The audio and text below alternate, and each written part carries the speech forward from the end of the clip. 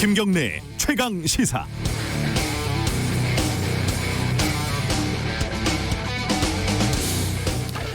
며칠 전에요, 이재명 지사가 장사꾼도 신뢰가 중요하다면서 서울 부산 선거 후보를 공천하지 않는 것이 맞다, 이렇게 인터뷰를 하지 않았습니까? 여기에 대해서 정청래 의원이 혼자 멋있기 운동을 한다, 이렇게 조롱을 했는데, 이걸 보고 제가 이틀 전 오프닝에서 요즘 멋있는 정치 보기도 힘든데 좀 멋있으면 안 되냐, 이렇게 말씀드린 적이 있습니다.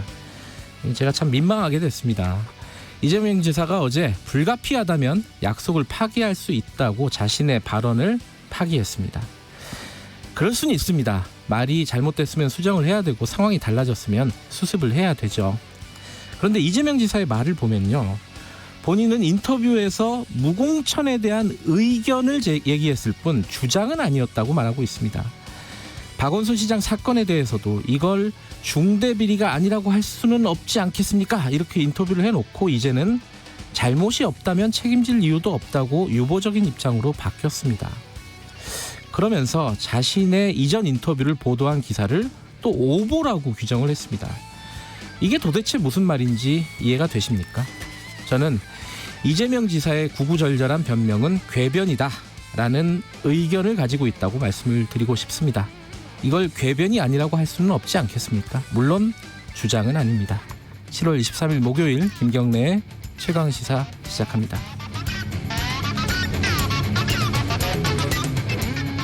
네, 김경래 최강시사는 유튜브 라이브 열려 있습니다. 실시간 방송 보실 수 있고요. 문자 참여 기다립니다. 짧은 문자 50원, 긴 문자 100원, 샵 9730으로 보내주시면 됩니다. 스마트폰 콩 이용하셔도 좋고요. 오늘 1부에서는요, 어제 박원순 서울시장 성추행 의혹 사건 피해자 측이 기자회견을 두 번째 기자회견을 열었는데 이 관련된 내용 좀 전문가와 함께 짚어보고요. 2부에서는 더불어민주당 홍익표 의원, 미래통합당 윤영석 의원과 함께하는 최고의 정치 준비되어 있습니다.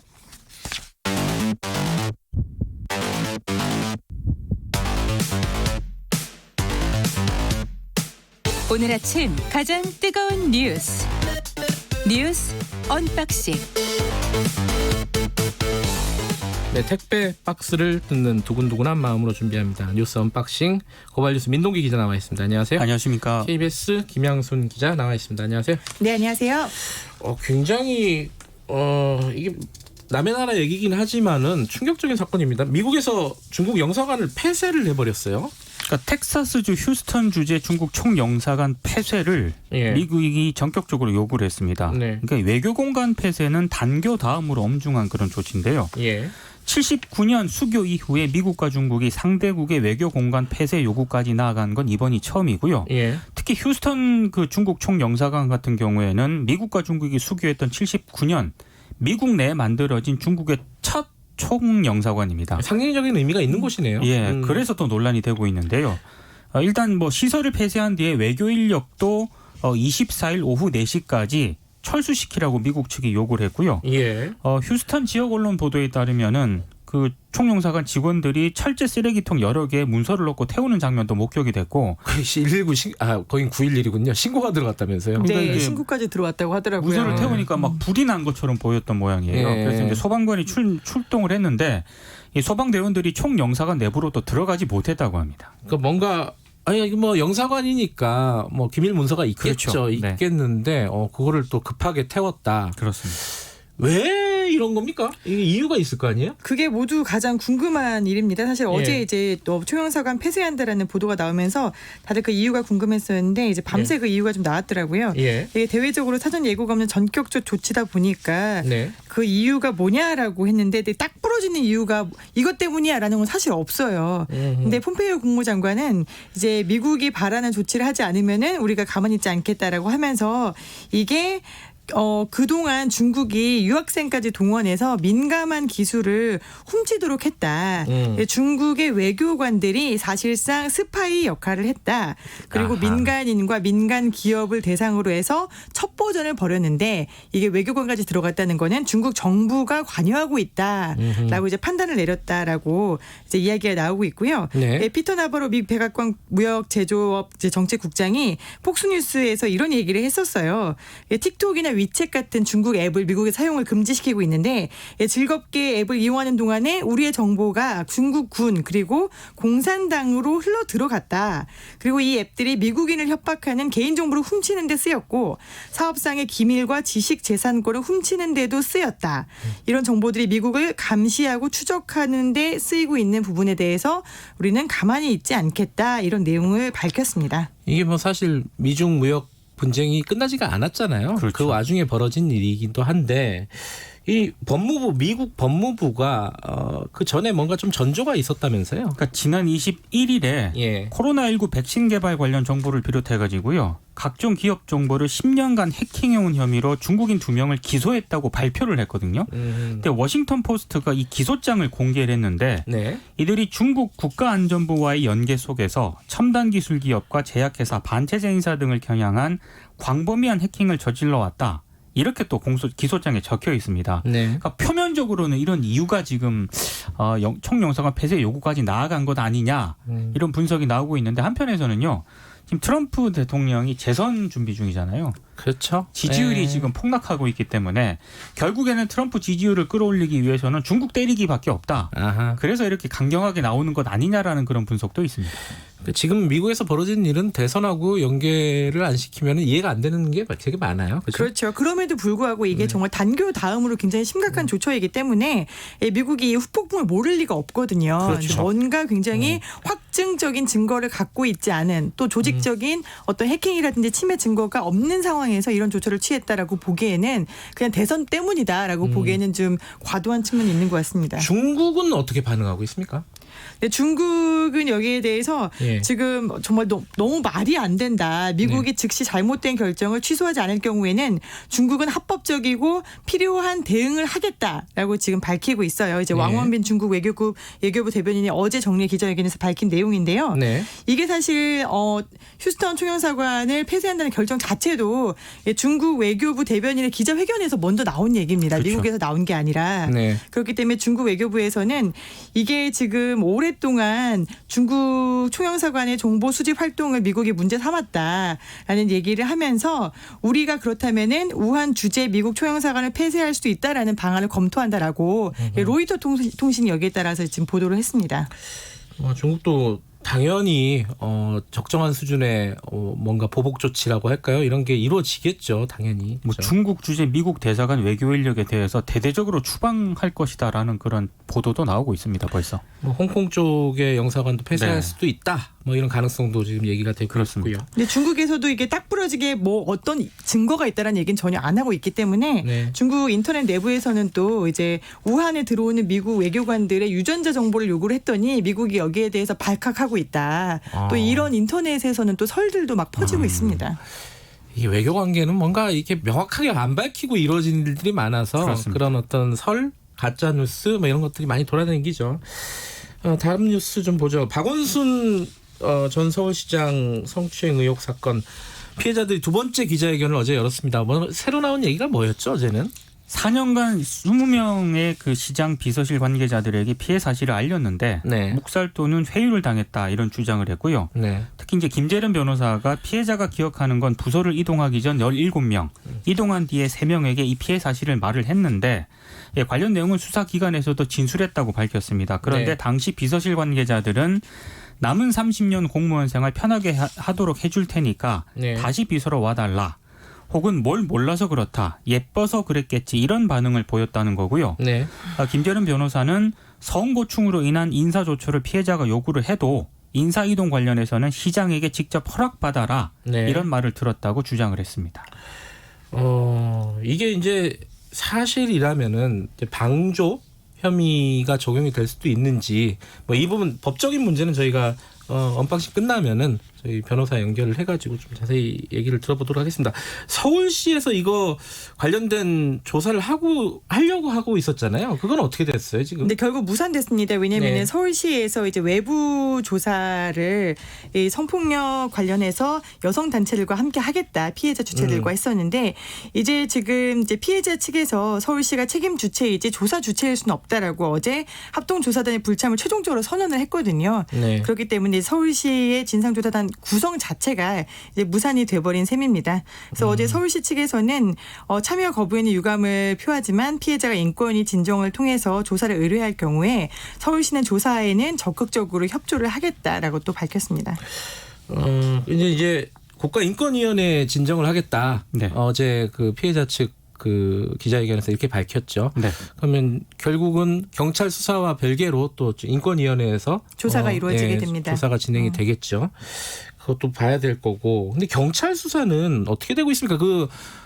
일단 개인 휴대폰 영장은 기각이 됐고 그렇죠. 업무용 휴대폰 그걸 비밀번호를 풀었다면서요? 그 그죠? 업무용 휴대전화 비밀번호를 제보를 받아서 네. 피해자 측으로부터 제보를 받았다고 합니다. 비서니까 알고 있었을 수도 있죠. 그렇습니다. 잔금을 푸는 데는 성공을 했는데요. 근데 이 휴대전화에서는 박원순 전 시장이 숨진 경위와 관련된 그런 자료만 제한적으로 확인을 할 수가 있는 그런 상황이고요. 네. 만약에 성추행 방조나 고소사실 유출 등의 추가 수사를 위해서는 관련 영장을 경찰이 다시 발부받아야 되거든요. 네. 그러니까 경찰 수사는 조금 삐걱거리는 그런 상황입니다. 근데 어제 또 새로 나온 얘기가 피해자 측 변호사가 경찰에 고소장을 제출하기 전에 검찰과 통화를 했다는 거예요, 그죠? 그렇습니다. 근데 검찰은 또 수사를 하지 않았어요. 이건 어떻게 된 거예요, 경위가? 이게 굉장히 타임라인이 좀 갈수록 이상해지고 있는 네. 건데요. 이제 박원순 전 시장이 실종이 된 게 9일입니다. 네. 지금까지 밝혀진 걸로는 그 전날인 8일 오후 3시에 임순영 젠더특보가 불미스러운 일이 없으십니까? 라고 물었다는 거였잖아요. 네. 그리고 그 이후에 밝혀진 게 이 피해자 측 변호사가 오후 한 2시 반쯤 그러니까 네. 8일 오후 한 2시 반쯤에 경찰에 전화를 해서 서울시의 고위 책임자가 이런 일이 있다라고 얘기를 했다는 거예요. 그래서 그게 가장 앞선 일이다라고 저희가 생각을 하고 있었는데 어제 기자회견에서는 그보다 하루 전에 그러니까 7일에 서울중앙지검 여성아동범죄조사부 부장에게 네. 전화를 해서 면담을 요청을 했다. 그랬더니 이 피고소인의 신원을 알아야지 면담 여부를 검토할 수 있다라고 해서 7일에 즉 실종 이틀 전에 피고소인이 누구인지 말을 했다는 겁니다. 박원순 시장이다라고 그렇죠. 검찰에 알렸다는 거죠. 검찰에 이틀 네. 전에 이미 알렸고 예. 그 이야기를 듣고 그 다음 날 8일 오후 3시에 이 여조 부장하고 면담을 하기로 약속까지 했다라고 밝혔어요. 그런데 이게 그날 저녁 즉 이틀 전이죠. 실종 이틀 전에 저녁에 부장검사가 자신의 일정을 이유로 면담을 취소했다라고 이제 변호사가 주장을 했고요. 이 면담을 취소를 했는데 면담이 불발된 상황에서 중앙지검에 이제 박 전 시장을 고소하는 것은 적절치 않을 것 같다라고 해서 그 다음 날 오후 3시에 면담하기로 했던 그 시각에 예. 서울지방경찰청에 연락을 해서 고소장을 접수를 했다라고 이제 타임라인을 좀 더 앞선 타임라인을 밝혀놨습니다. 근데 그러면은 이게 사실 박원순 시장 측에게 이 고소 사실이라든가 이게 이제 어떻게 유출이 됐느냐 이게 쟁점 중에 하나잖아요. 그렇습니다. 검찰의 입장은 뭡니까? 거기서 셌을 수도 있는 거잖아요. 그러니까 서울중앙지검이 어제 입장을 내놓았는데요. 예. 해당 부장은 사전 면담이 절차에 맞지 않는다고 판단을 했고 네. 일단 부적절하다고 말을 해주면서 검토를 해보고 다시 연락하겠다고 했다는 겁니다. 근데 퇴근 무렵에 그 김재련 변호사에게 다시 전화를 해서요. 네. 일정이라든가 절차상 사전 면담은 어려우니까 필요하다고 판단이 되면 절차에 따라 고소장 점수를 안내하도록 그렇게 안내했다는 거고요. 네. 상급 기관에 보고하거나 외부에 알린 사실이 절대 없다 이렇게 강조를 했는데 근데 상급 기관에 안 했다는 거지 내부적으로 보고를 안 했다는 얘기는 아니잖아요. 그래서 이게. 일부 언론이 그죠? 오늘 보도한 내용을 보니까 원래 주요 사건 같은 경우에는 차장검사, 지검장까지 보고가 되기 때문에 과연 이성윤 서울중앙지검장에게 보고가 안 됐겠느냐라고 의혹을 제기를 하고 있습니다. 상식적으로 생각하면 보고가 됐을 거예요. 그죠? 근데 물론 이제 밝혀져야 될 내용이지만은 네. 그러니까 어디서 유출이 됐는지 참 어렵네요. 이게 왜냐하면 경찰도 있고 청와대도 있고 이제 또 검찰도 있고요. 그죠? 그렇습니다. 그리고 또 한 가지가 또 남인순 의원이 얘기를 안 하고 있잖아요. 네. 그 남인순 의원 보좌관 출신이 전대특보로 있었는데 사전에 보고를 받았냐라는 질문에 대답이 없어요. 지금까지. 네. 그러니까 거기서도 문제가 있을 수도 있고 지금 여러 군데에서 다 이렇게 얘기가 흘러나갔기 때문에 이 유출도 이게 강제 수사를 안 하면 사실 정확하게 사전 얘기는 좀 어려워 보입니다. 예. 또 하나 좀 이거는 이제 유출과 관련된 그런 의혹이고요. 예. 또 하나는 그 김재련 변호사가 예. 왜 이 얘기를 1차 기자회견 때 안 했을까? 뭐 이런 또 문제 제기도 나오고 있습니다.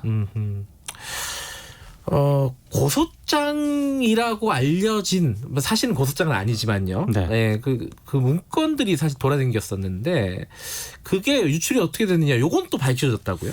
이게 조선일보가 보도를 했는데요. 네. 그 카톡으로 한참 돌아다니지 않았습니까? 돌아다녔죠. 예. 근데 그게 피해자 어머니와 친분이 있는 교회 관계자에 의해서 유출이 됐다고 합니다. 유출자가 피해자 측 어머니와 평소 친분이 있었던 교회 목사라고 하는데요. 네. 이 피해자 측 어머니가 친분이 있던 목사에게 우리 딸이 이런 힘든 일을 당한 상황이니 기도를 부탁한다라고 하면서 문건을 건넸다라고 하는데 이 목사가 이 문건을 다시 또 다른 교회 관계자에게 전한 것으로 지금 전해지고 있습니다. 거기까지가 그렇고 그게 실제로 또 유포가 됐는지는 아직까지는 모르는 거잖아요. 아직까지 그렇죠? 모르는 거죠. 예. 네. 밝혀져야 될 게 굉장히 많은데 이게 참 어렵습니다. 강제 수사가 지금 여러 가지로 좌절이 되고 있기 때문에. 그렇습니다. 예. 좀 더 지켜보도록 하고요. 5775님이 우리 뉴스 언박싱 시작할 때 시그널 멘트 있잖아요. 오늘 아침 가장 뜨거운 뉴스. 그게 김양순 기자 목소리냐고. 아닙니다. 네. 제가 그 정도로 목소리가 좋진 않습니다. 아니랍니다. 예, 성우님의 목소리입니다. 자, 여기까지 듣죠. 고맙습니다. 고맙습니다. 고맙습니다. 뉴스 언박싱 고발뉴스 민동기 기자 그리고 KBS 김양순 기자였습니다. 지금 시각은 7시 36분입니다. KBS 날씨 정보입니다. 오늘과 내일 대부분 지역으로 비가 지납니다. 강원 영동은 오늘 오후부터 와서 쭉 이어지겠고요. 이번 비 우선 내일 오후에 그치는 곳이 있는데 서울, 경기, 강원, 영서, 충청도 지역이고요. 이후로 토요일도 중부 지방 이렇게 비가 그친 곳 제외하고는 다른 지역은 토요일 모레 저녁까지 비가 좀 더 이어집니다. 그리고 일요일 오후부터 다시 전국에 비가 와서 다음 주에도 중후반까지 계속해서 비가 내렸다 그쳤다 반복되는 양상으로 비 예보가 쭉 들어 있습니다. 오늘 내일 비 오면서 비교적 선선한 곳이 많겠고요. 서울, 대전, 강릉, 대구, 부산 오늘 낮 최고 기온 24도, 광주 26도 등입니다. 오늘 예상되는 강우량이 50에서 150mm 정도 있는 곳이 대부분이고요. 내일까지의 비입니다. 많은 곳 주로 해안가와 산지로 250mm 이상 지나겠습니다. 현재 서울 기온은 22도입니다. KBS 날씨 정보 최영우였습니다. 계속해서 이 시각 교통 상황입니다. KBS 교통정보센터의 이승미 씨입니다. 이 시각 교통 상황입니다. 빗길의 출근 정체도 늘고 있습니다. 경부고속도로 부산 방향으로 반포에서 서초, 신갈에서 수원까지 정체고요. 옥산 분기점 부근 1, 2차로 장애물이 있고요. 남이 분기점 갓길에서는 사고가 났습니다. 2차 사고를 주의하셔야겠습니다. 서양고속도로 목포 방향 비봉 부근 정체 시작되고요. 서울 외곽고속도로 일산에서 판교 쪽으로 서운에서 송내까지나 청계 부근에서 밀리고 있습니다. KBS 교통정보센터였습니다. 최강 시사.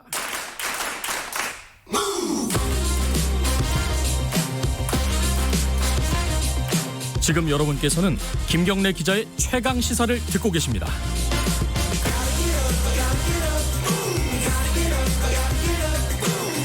고 박원순 서울시장 성추행 의혹 사건 관련해서요. 어제 피해자 측이 두 번째 기자회견을 열었습니다. 여기에서요, 피해자가 고충을 그 사건이 이번에 박원순 시장이 극단적인 선택을 하기 전에도 여러 차례 고충을 인사 담당자 등에게 호소를 했는데 돌아온 말은 뭐 예뻐서 그랬다. 그리고 뭐 몰라서 그랬겠지. 뭐 이런 식의 답변이 돌아왔다고 합니다. 이 시스템이 제대로 돌아가지 않았다는 거고, 그리고 지금 이제 진상조사도 굉장히 좀 여러 가지 어려움을 겪고 있는 것 같습니다. 관련된 내용을 이은희 변호사님을 연결해서 얘기 좀 나눠보겠습니다. 변호사님 안녕하세요. 안녕하세요. 일단 어제 기자회견 내용 관련해가지고 좀 여쭤볼게요. 네. 피해자가 뭐 인사 담당자에게 고충을 호소를 했더니 돌아온 답변이 남은 공무원 생활 편하게 해줄 테니까 다시 비서로 와달라. 그리고 시장에게 직접 허락을 받아라. 인사이동과 관련해서는 이런 식의 대응이 왔다는 거예요. 이게 이런 어떤 성범죄 관련해서 좀 전형적인 어떤 위력 관계에 있는 전형적인 그런 대응이라고 봐야 되나요? 어떻게 보십니까, 이 부분은? 사실 이제 과거에는 그런 일들이 되게 많이 일어났었는데 최근 이제 한국 사회의 미투 운동이 이제 활발해진 이후로는 좀 많이 지양됐던 부분이기는 해서 네. 이 상황이 지금 언제 어디서 누구에게 어떻게 이야기가 전달이 되었는데 그것에 대한 대답이 이렇게 나왔다라는 부분이 일단은 확인이 조금 더 구체적으로 돼야 될 것 같고요. 네. 만약에 이런 말을 정말 그 인사 담당자한테 피해자가 했는데도 네. 피해 사실을 알리고 인사 이동이라든가 분리 조치라든가 네. 여러 가지 이제 조치를 요구했는데도 불구하고 이런 식의 묵살이 있었다면 이건 대단히 중대하고 심각한 문제죠. 이게 중대하고 심각한 문제인지는 알겠는데 이 법적으로요. 방조 혐의가 적용이 될 수 있는 겁니까? 어떻게 보십니까? 법적으로는? 그러니까 어떤 방조라는 이야기가 들어가려면 네.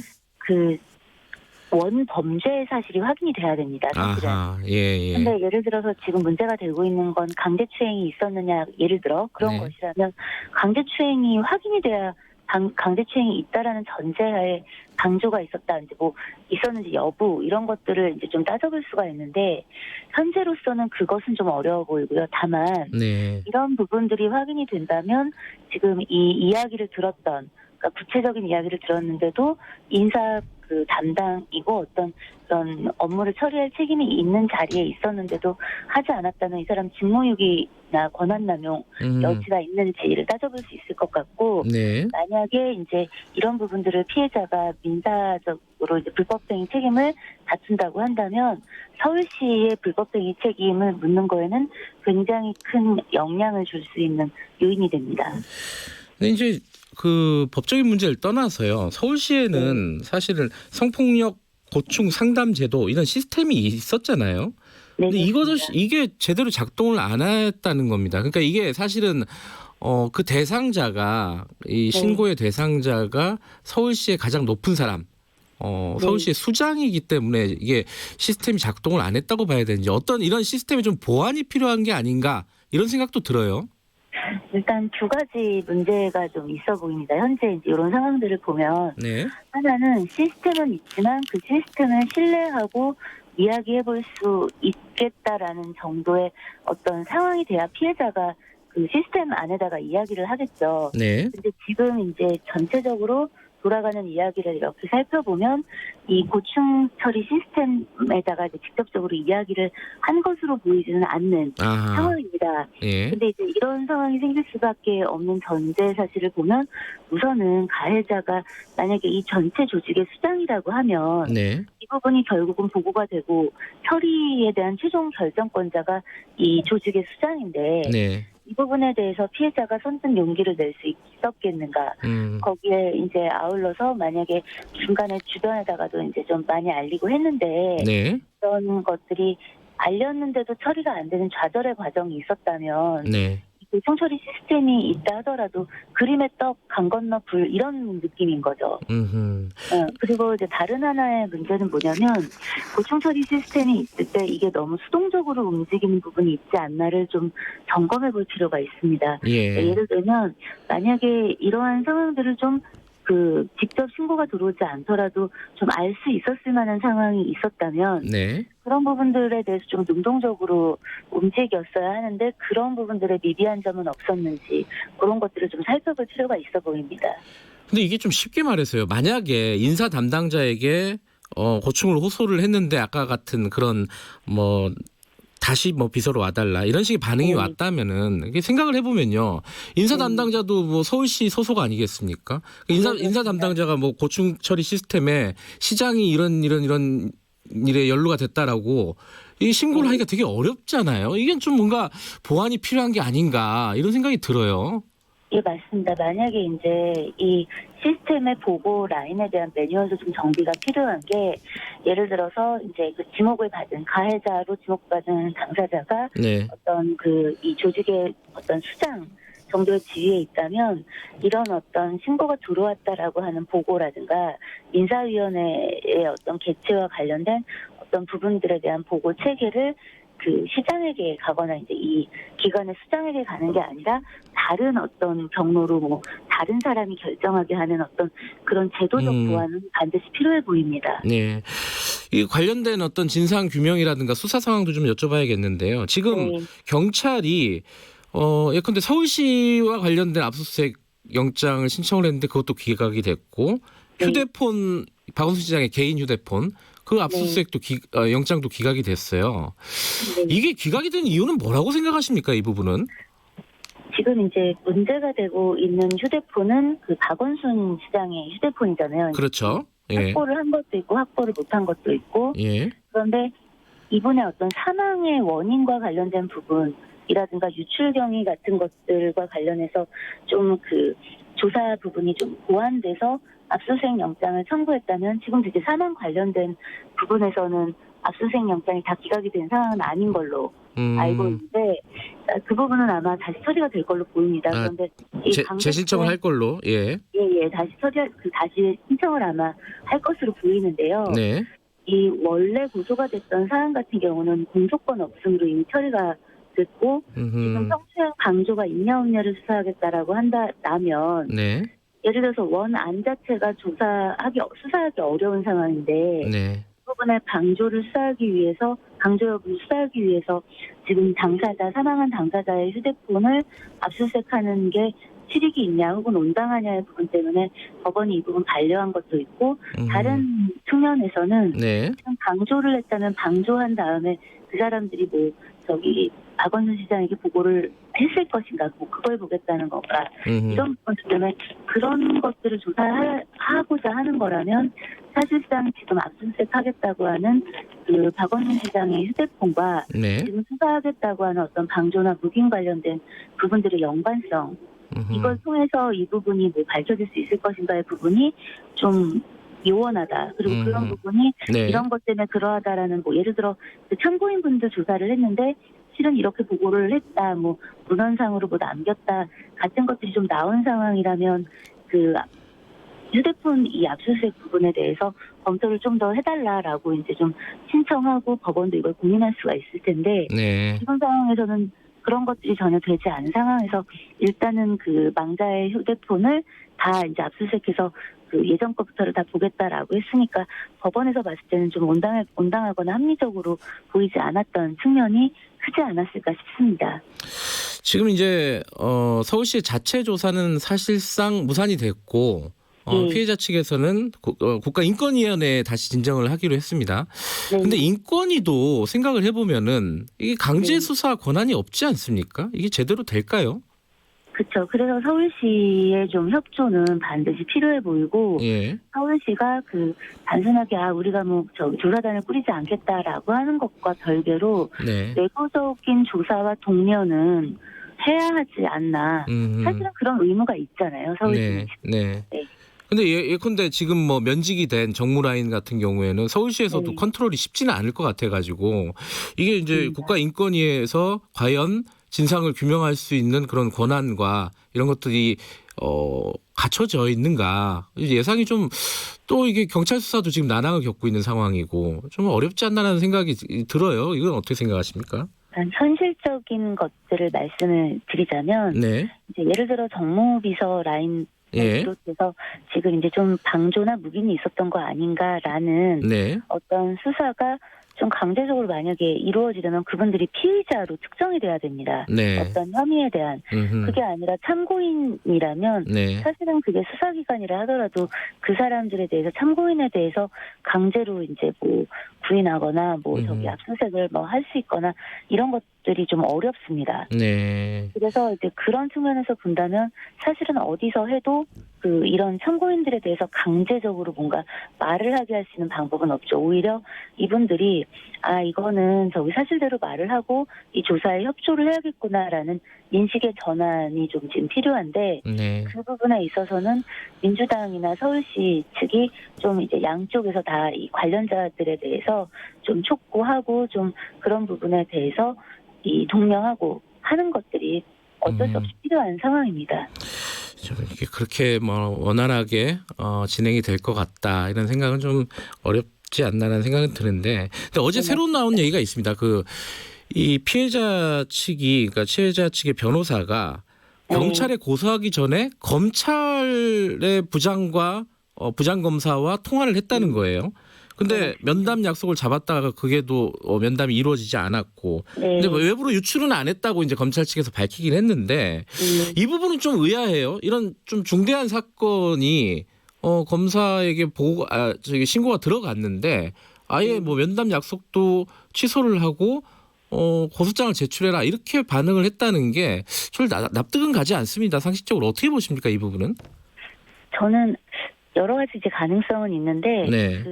이 부분이 통상 저희가 이제 고소를 하고 어떤 상황들을 이제 수사를 진행하게 되는 상황에서 네. 검찰에 이제 고소 전에 논의를 해볼 수는 있는데 네. 검찰 측이 이 논의를 해야 되는 게 의무냐면 그렇진 않습니다. 아하, 예. 통상 고소를 접수하기 전에 우리를 만나서 이 얘기를 들어달라라고 했을 때 네. 이제 그 부분을 들을 필요가 있을 것인가, 그게 실익이 있을 것인가, 아니면 나중에 오히려 이제 이 공정한 수사를 하지 않았다라는 어떤 시비, 구설수 이런 거에 오를 수 있는 가능성이 있다면 이건 그냥 이 정상적인 절차, 일반적인 절차 안에서 움직여라라는 어떤 판단을 했을 가능성도 있어서 어떤 지금 이 약속이 무산된, 만남의 약속이 무산된 어떤 그 전제 상황이 뭔지를 제가 단언하기는 어렵지만 네. 그게 어떤 이 서울시장의 문제니까 묵인하겠다 뭐 이런 것이라기보다는 네. 오히려 부담스러우니 거리를 두자라는 쪽에 가깝지 않았을까라는 추정을 좀 해봅니다. 네.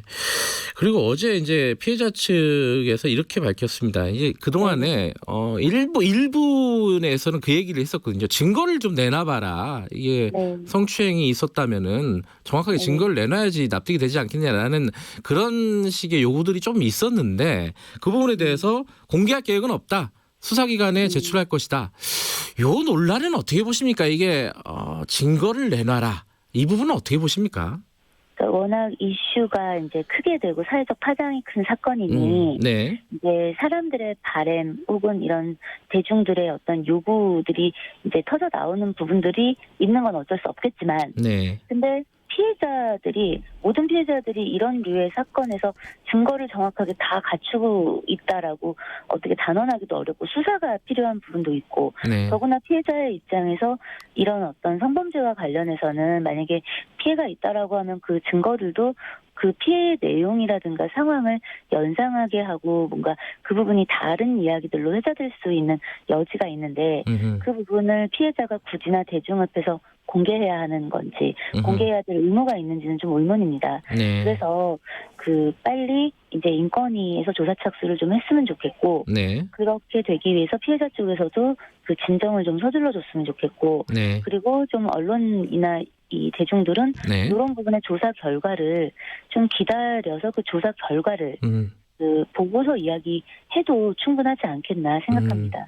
알겠습니다. 어제 고 박원순 시장 서울시장 성추행 사건과 관련해서 피해자의 기자회견이 있었는데 그 부분과 관련된 얘기를 이은희 변호사와 나눠봤습니다. 고맙습니다. 감사합니다. 네, 기자회견을 들어도 뭔가 좀 답답하다 이런 의견 주신 분들도 꽤 있네요. 좀 기다려야 될 것 같습니다. 여러 군데에서 여러 가지 의혹에 대해서 지금 조사하고 수사하고 있으니까 좀 기다려서 그 다음에 좀 얘기를 해보는 게 적절하지 않나 이런 생각이 듭니다. 2부에서는요 최고의 정치 더불어민주당 홍익표 의원, 미래통합당 윤영석 의원과 함께 여당발 행정수도 이전에 대한 여야의 입장을 들어보겠습니다. 잠시 후에 8시에 뵙겠습니다.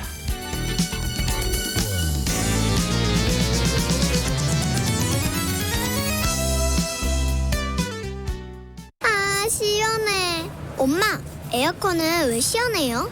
그건 냉매라는 물질 덕분이야. 그럼 냉장고는 왜 차가워요? 그것도 냉매 덕분이지.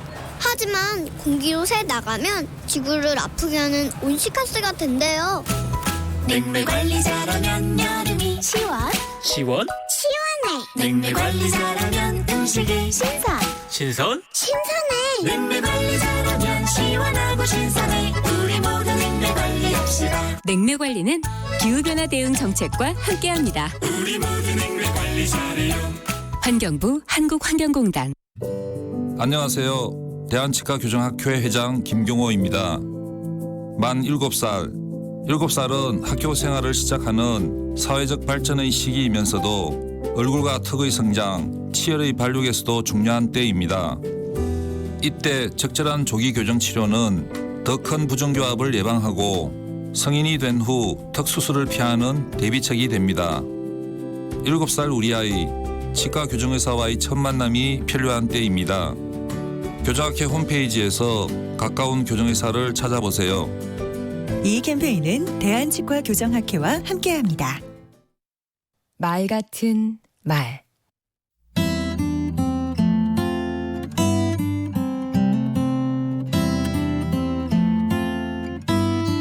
안녕하세요. 강원국입니다. 직장 생활하면서 많이 들은 말 중에 하나가 그래 하고 싶은 얘기가 뭐죠? 이겁니다. 결론을 알고 싶다. 두 갈식으로 말하라는 주문이죠. 결론부터 말하는 건 여러 장점이 있습니다. 첫째, 시간을 절약해 줍니다. 결론을 먼저 듣고 궁금한 것만 추가로 확인하면 되니까요. 결론을 마지막에 얘기하면 듣는 사람이 말을 골라서 들을 수가 없습니다. 모두 들어야 하지요. 듣는 시간이 길어질 수밖에 없습니다. 결론 한마디만 듣고 판단과 결정이 가능한 일은 굳이 다 들을 필요가 없겠죠. 그걸 다 듣는 건 시간도 시간이려니와 피곤한 일입니다. 말하는 사람도 마찬가지고요. 두 갈식으로 말하면 좋은 이유 둘째, 말을 하는 사람도 편합니다.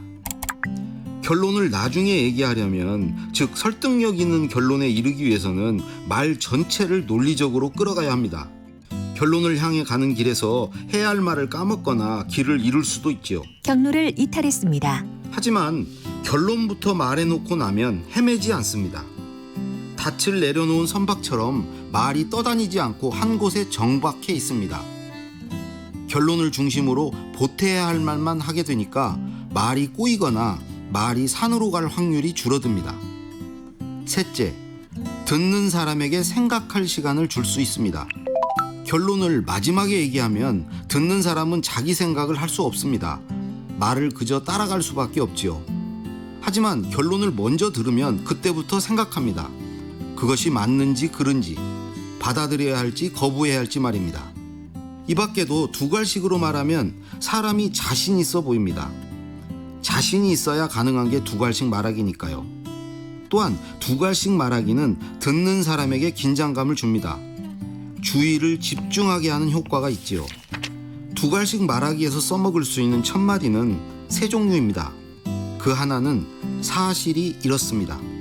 다른 하나는 내 의견은 이것입니다. 그리고 마지막으로 무엇을 합시다 입니다. 하지만 두 갈식이 모든 경우에 효과적인 건 아닙니다. 예를 들어 영화 이야기를 결론부터 해선 안 되겠지요. 그러면 된통 욕만 먹습니다. 강원국의 말 같은 말이었습니다.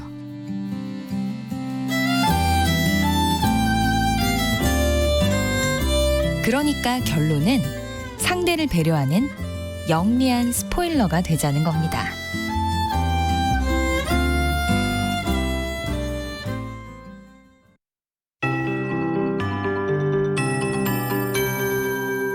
KBS 58분 날씨. 곳곳에 비가 이어지고 있습니다. 이번 비는 내일 오후에 서울, 경기, 강원, 영서, 충청도부터 그치겠고요. 그 밖에 일부 중부지방을 제외하고는 토요일 저녁까지 쭉 비가 이어지겠습니다. 강원 영동은 오늘 오후부터 비가 시작돼 역시 계속될 것으로 보이고요. 이렇게 비가 자주 지나고 또 일요일 오후부터 다시 전국에 비가 와서 다음 주 수요일과 목요일 사이까지도 계속해서 주 초반, 중반까지 비가 내렸다 그쳤다 반복하면서 장맛비 이어지겠습니다. 비교적 내일까지 선선하고요. 오늘 서울, 대전, 강릉, 대구, 부산 24도, 광주 26도 등을 기록하겠습니다. 내일도 서울 25도 선에 그치면서 큰 더위가 없겠습니다. 다만 강우량이 상당해서 비 피해에 대한 대비를 좀 하셔야 되겠고요. 전국의 강우량 서울, 경기를 포함해 50에서 150mm, 많은 곳 주로 산지와 해안가로 남해안, 또 지리산 부근, 제주 산지, 강원 영동, 경북 북부 동해안이 250mm 이상이 되겠습니다. 미세먼지 농도는 내일까지 좋음 상태 아주 무난하게 이어지겠고요. 역시 오존 농도도 비가 오면서 보통이 되겠습니다. 현재 서울 기온은 22도, 지금까지 서울에는 1.7mm의 비가 왔습니다. 기상청에서 최영우였습니다.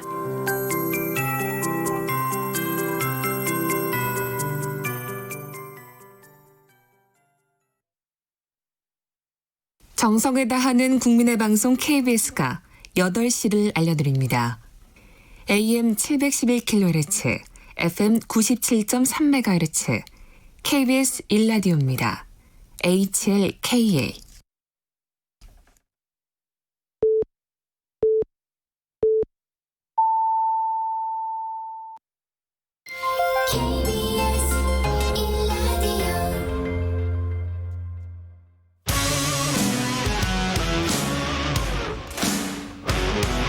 탐사보도 전문 기자 김경래 최강 시사.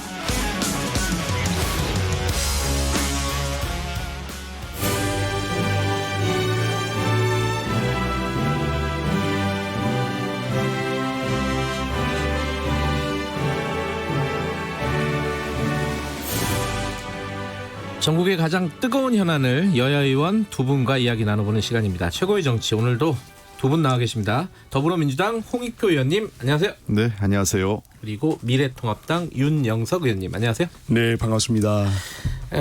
김경래 최강시사는 유튜브 라이브 열려 있습니다. 실시간 방송 보실 수 있고요. 문자 참여 기다립니다. 샵 9730, 짧은 문자 50원, 긴 문자 100원. 스마트폰 콩 이용하셔도 좋습니다. 오늘 얘기 중에 이 얘기부터 좀 해보죠. 이 여당발 행정수도 이전? 이 얘기를 요즘 말로 갑툭튀라고 하나요? 갑자기 꺼낸 거는 사실이에요. 왜 꺼냈다고 생각하세요? 이건 저기 여당부터 말씀해 주셔야 될 것 같은데. 예. 갑자기 튀어나왔다 이렇게 보실 수도 있겠지만, 예. 상당히 우리 당내에서는 이 문제는 여러 차례 내부적인 논의가 있었고요. 안에서는 의원들 간의 의견도 있었고, 기억하실지 모르겠지만 부동산 관련돼 가지고 저희가 한번 얘기할 때도 제가 한번 그런 얘기를 했죠. 근본적으로 수도권 집중 그렇죠. 문제다라는 예. 얘기를 했고, 예. 그래서 이 행정수도 이전 문제가 이제 김태년 원내대표 발언을 통해서 공개가 됐을 뿐이지, 네. 내부적으로는 이게 해야 되는 것 아니냐라는 얘기를 지속적으로 해왔던 겁니다. 그리고 근본적으로 수도권의 인구가 너무 많이 유입되고, 이건 그러니까 경제적으로 집중되고 인구가 집중되다 보니까 하나는 수도권도 과밀화돼 있을 뿐만 아니라 지방이 소멸 위기까지 있어요. 그래서 지방 의원님들이 이런 식으로 하다간 대한민국은 서울하고 서울 인근밖에 없을 거다, 이런 우려까지 하고 계신 거죠. 근데 사실 이제 충청도의 지역구를 갖고 계신 분들은 이해관계가 직접적으로 연관이 되는데, 두 분 다 홍 의원님은 이제 서울이시고, 네네. 윤 의원님은 이제 양산이시고. 네. 아무래도 이제 지방의 이제 지역구 의원들 입장에서는 수도권이 너무 이제 과밀화되고 집중화되니까 지역 균형 발전이 굉장히 중요한 화두죠. 네. 그런 의미에서 이제 이 행정 수도 문제는 오랫동안 이제 논의가 되어 왔고 상당 부분 진척이 되었고요. 그래 이제 그 당시 수도 이전 완전히 하려다가 이제 결국은 헌재에서 이제 이것이 위헌 심판이 나는 바람에 그렇게 된 상황인데, 일단 저희들이 이제 문재인 정부가 지금 3년이 넘었습니다. 그런 상황인데, 그동안에 이제 이 서울 집중화 현상에 대해서 문재인 정부가 어떻게 보면 손을 놓고 있다가, 이 국민들이 이제 이 부동산값 폭등이 되고 이제 상당히 불만이 상당히 이제 지금 거세지 않습니까? 그렇다 보니까 이제 갑자기 이제 김태년 원내대표가 이 문제를 들고 나왔는데, 그때 맥락을 볼 때 이게 도대체 왜 갑자기 이걸 이제 들고 나왔지? 결국은 이제 이게 국민들의 어떤 불만을 딴 곳으로 돌리기 위한 그런 사실 이제 이슈 전환 그런 용이라고 봐야죠. 국면 전환. 네. 그렇죠.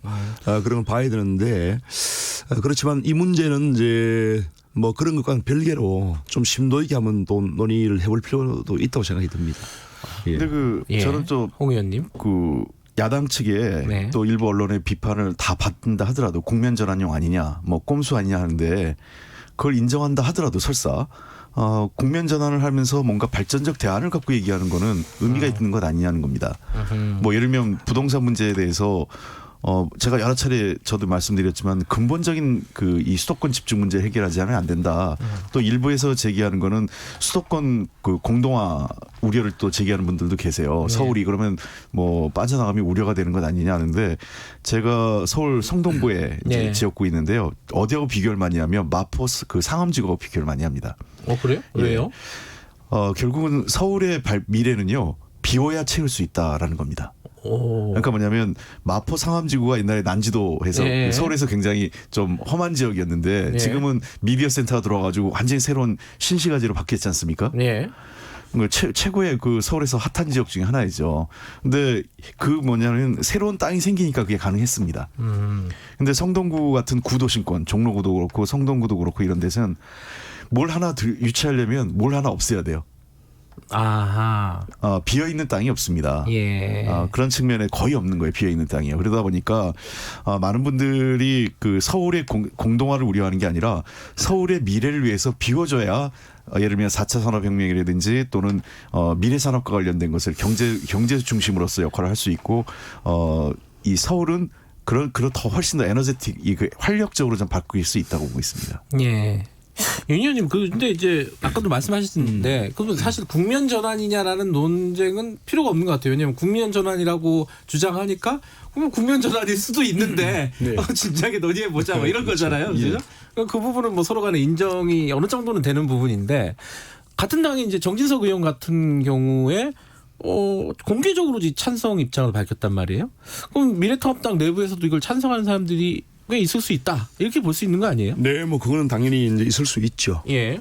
당연히 있을 수 있는데 이제 그런 과연 이제 지금 대부분의 이제 중앙행정기관은 다 이제 세종시를 일단 이전을 한 상태고요. 예. 지금 남아 있는 것이 이제 국회 또 일부 중앙행정부처, 네. 뭐 청와대 이 정도인데 다 합친다고 해도 그게 그래 크지 않거든요. 지금 이미 중앙행정기관이 세종시에 가 있는 게 훨씬 더 지금 비중이 크단 말입니다. 네. 그런 상태에서 일부 남아있는 기관을 옮긴다고 해서 이제 그게 얼마나 그런 그 어떤 서울의 기능을 분산하는 그런 효과가 있겠는가 하는 부분에서 우리가 이제 의문이 제기가 될 수가 있고요. 예. 그래서 또 이제 그렇게 한다 하더라도 이 어떤 절차적인 정당성을 분명히 확보를 해야 됩니다. 왜냐하면 그 당시에 이제 2004년 당시에 헌법재판소에서 이제 이걸 위헌 판결을 할 때 그 내용을 보면은 일단 수도의 그 기준은 국민의 대표기관인 국회가 어디에 있는가 그것이 굉장히 중요하고요. 그 다음에 이제 그것을 옮기는 수도를 이제 바꾸는 것에 있어서 국민들의 어떤 투표권 그걸 이제 보장을 해야 된다. 그래서 국민 투표에 의한 개헌을 해야 된다는 것이거든요. 그래서 이러한 그 어떤 수도를 옮기는 그런 문제이기 때문에 예. 절차적인 측면에서 볼 때 개헌을 통해서 헌법을 개정하는 그런 정도의 그 절차를 밟지 않으면 안 된다고 저는 생각합니다. 이 부분이 조금 이렇게 좀 복잡하던데 네. 개헌을 꼭 해야 되는 거예요? 아니면 법으로 가능해요? 이 여당에서는 어떻게 지금 그 플랜을 좀 짜고 있습니까? 몇 가지 시나리오가 가능할 수 있다고 예. 보는데요. 우선은 헌재와 관련된 부분은 어떤 방식이든 해소가 돼야 됩니다. 예. 왜냐하면 사실은 지난 그 2004년에 헌법재판소의 결정이 그 당시 저는 뭐 정치 안 할 때지만 그러셨나요? 예. 뭐 연구소에 있을 때인데 정말 황당한 판단이었죠. 그러니까 그 조선시대 우리나라는 사실 그 성문헌법 국가잖아요. 예. 관습법과 불문헌법 우리나라 헌법 체계가 아닌데 법 체계가 아닌데 헌법재판소가 불문법이라고 하고 경북대전까지 끌어들여가지고 조선시대 서울이 수도다. 옳고 그름을 떠나서 좀 어렵긴 했어요 그때 판결이. 좀 황당했죠. 예. 그러면 그 통일신라와 고려시대 역사는 그냥 우리 역사에서 다 부정한 건지 헌법재판소는 경주도 옛날에 수도였는데 통일신라에선 그러니까 그런 측면에서 그 좀 황당한 판단이 있었고 그래서 첫 번째는 우리가 다시 특별법을 내서 네.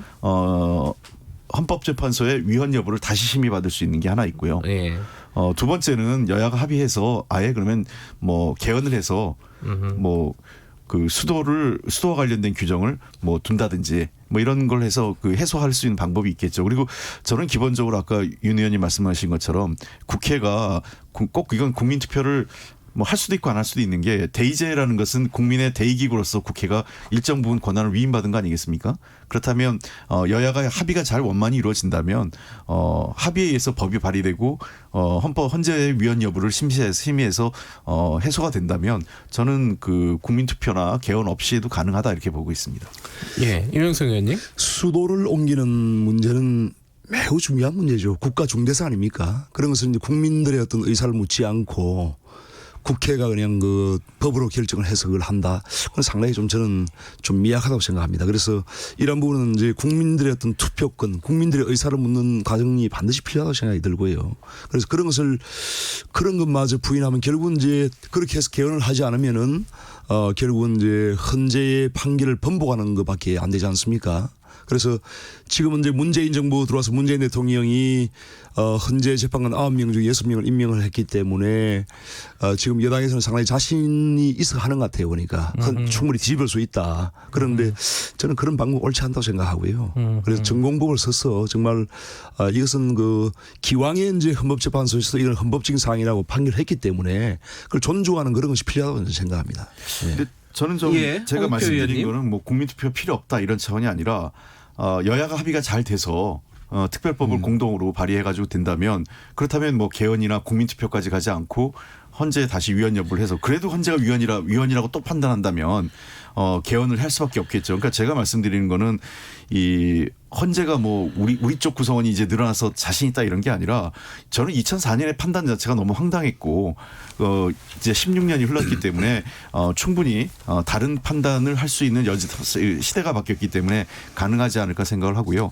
뭐 야당이 지금 미래통합당 내에서도 장제원 의원이나 아까 그 정진석 의원님 같은 경우는 찬성 의견을 내고 계신 거예요. 일부요. 그래서 그런 부분들이 해소가 안 되고 야당이 당론으로 반대를 한다면 이 부분은 국민의 의견을 직접적으로 물어보는 방법도 저희들도 고민하지 않을 수밖에 없죠. 이 부분을 저희 당이 당론으로 반대할 그런 사항은 전혀 아닙니다. 전혀 아니고요. 이제 의원들의 의견을 존중할 것이고. 그래서 이러한 부분에서 이제 지금 뭐 어떤 입장이 지금 이건 뭐 민주당발 이제 어떤 화두가 지금 제기되는 그런 상황이기 때문에 우리 당에서 어떤 이걸 입장을 지금 정리한 상태는 아니지만 제가 보기에는 뭐 저나 또 대다수의 의원들은 이것은 이제 과거의 그런 헌법재판소의 판결을 감안할 때 헌법적인 그런 사항이다 이렇게 지금 판단을 하고 있습니다. 여당에서요. 지금 김태년 원내대표가 특별위원회 구성을 해보자 이렇게 제안을 했잖아요. 그거는 참여를 하실 생각이 있습니까? 분위기가 어때요? 그런 부분에 대해서는 지금 그 내부적으로 이제 일단 검토를 하고 있는 아직 단계고요. 검토 단계다. 검토를 하고 있는 단계고. 네. 그래서 지금은 이제 이게 상당히 이런 이슈를 꺼낸 그 배경 자체가 굉장히 그 국면 전환용이고 부동산 정책 실패를 물타기하기 위한 그런 어떤 이 꼼수이기 때문에 사실 진정성이 있느냐 하는 부분에서 상당히 의문이 큰 것이 틀림없습니다. 그 진정성 관련해서요. 그 뭐 일부에서는 그런 식으로 약간 비꼬는 식인데 뭐 광화문으로 청와대 옮긴다고 했는데 그것도 못했는데 수도 옮기는 거 이거 진짜 하려고 하는 거 맞냐? 이건 어떻게 생각하세요, 이거는? 광화문으로 옮기는 게 불가능할 수밖에 없었어요. 그러니까 이제 청와대요? 청와대로 옮기는 게 여러 가지를 검토를 했는데 공간이 나와야 되거든요. 공간. 그러면 도리어 어떤 현상이 벌어지냐면 지금 광화문 그 세종문화회관 인근에 광장이 있지 않습니까? 그 광장을 도리어 완전 차단할 수밖에 없는. 그러니까 그 청와대라고 할 때 최소한의 필요한 필수 공간들이 있어요. 경호 공간하고. 그러니까 그런 측면에서 저는 뭐 가능할까 그때도 좀 생각을 했는데 광화문 이전 자체는 청와대를 구체적으로 옮긴다는 것보다 청와대의 폐쇄성을 탈피하자는 건데 아까도 제가 말씀드렸잖아요. 서울이 공간이 없어요. 그러니까 새로운 뭔가를 하려면 기존에 뭘 없애야 된다니 그런 문제가 생겨서 제가 아까 조금만 더 듣고 그 꼼수라고 자꾸 그러는데 저는 이게 전에도 얘기했지만 근본적 그 대안이라고 생각해요. 우리나라의 지금 부동산 문제 여러 가지 그 수도권 과밀화 문제는 한국 경제 우리 사회 경제적으로 고질병이에요. 중증의 고질병인데 이것을 뭐 세금이나 또는 여러 가지 그 뭐 공급 확대 이런 단기적 대법으로 대증요법으로는 해소가 어렵다. 근본적인 원인을 치료하지 않으면 안 된다는 측면에서 저는 꼼수라고 하다 근본적인 발상의 전환과 그 근본적 대안을 제시한 거다 이렇게 보고 있습니다. 이 의원님 할 말씀이 있으신 것 같은데요. 결국 이제 지역 균형 발전을 하겠다는 것인데요. 아까 이제 방금 말씀하신 대로 문재인 대통령이 대선 때 1호 공약이 광화문 이전 아닙니까? 전혀 실현을 안 하다가 이제 이건 결국은 포기한 그런 상황이고요. 그 다음에 정말 그 지역 균형 발전을 하겠다는 그런 의지가 있었으면은 저는 국회 분원을 빨리 설치를 했어야 됩니다. 세종시에. 지금 3년이 지났잖아요. 그런데 전혀 지금 진척이 안 되고 있습니다. 거기다가 청와대도 일종의 푸는 개념으로 그 세종시에 할 수가 있습니다. 그렇지 않습니까? 대통령의 집무실을. 그래서 그런 부분도 전혀 그 아무런 액션이 없다가 갑자기 이제 부동산 문제가 불거지니까 이렇게 나오는 것은 진정성이 없다는 것이고요. 실제로 그 지금 지방자치가 2대 8의 지방자치라는 그런 말이 있습니다. 그래 지방재정이 20%밖에 안 돼요. 네. 국가재정이 80%입니다. 그래서 이러한 상황에서 결국은 그 중앙집권화 국가 주도의 그런 운영이 될 수밖에 없는 그런 상황인데 그러한 부분에 있어서 문재인 정부가 3년 동안 사실상 저는 전혀 아무것도 안 했다고 저는 생각합니다. 그래서 그렇게 하다가 갑자기 이걸 들고 나오는 것은 정말 진정성이 없지 않느냐 하는 그런 이건 제가 대답을 한 말씀드리는 말씀 거예요. 듣고 넘어가야 될 것 같은데요. 그렇지 않은 게요.